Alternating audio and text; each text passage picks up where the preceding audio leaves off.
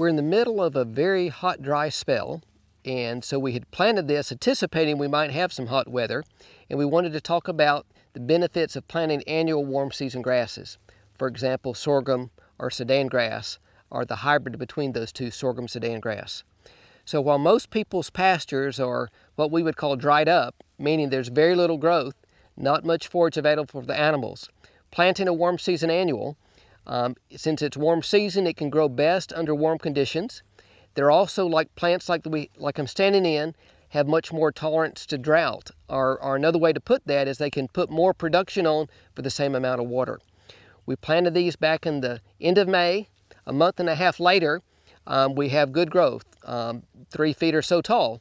In a wetter year, we'd have even more growth, but this is very good production for this time of year. And I also talked about the different types, the different varieties, and even just the different types of warm season grasses. For example, sorghum is a warm season annual that you plant, you let it grow up. Typically it might get 8 to 10 feet tall. You can cut it once as a silage crop. So very productive, but you're only cutting it one time. So it would not be something you're planting for grazing. You wouldn't plant it for hay either because there's such a thick stem it would never dry down for hay. But it can be cut and chopped and put into a silo or into a bag system.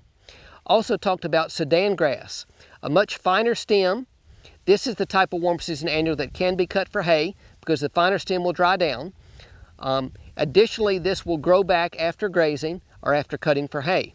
So you could get 3 to 4 cuttings or grazing during the growing season.